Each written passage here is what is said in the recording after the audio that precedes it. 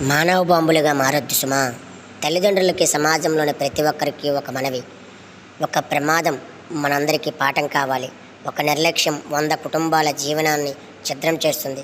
ఒకరు తాగి రోడ్డు మీదకి రావడం వల్ల జరిగే ప్రమాదంలో 20 ప్రాణాల మాయమయ్యాయి. ఆ 20 మంది వెనుక 20 కుటుంబాలు కన్నీరు మున్నీరయ్యాయి. మరణించిన శంకర్ కుటుంబం ఏమయ్యింది? రోడ్డున పడిపోయింది. ట్రావెల్స్ యాజమాన్యం కార్యాలయాలు మూయపడ్డాయి. ఉద్యోగాలు కోల్పోయారు. మొత్తం 250 కుటుంబాలు ఈ ఒక్క ప్రమాదం వల్ల మానసికంగా కోల్పోయాయి.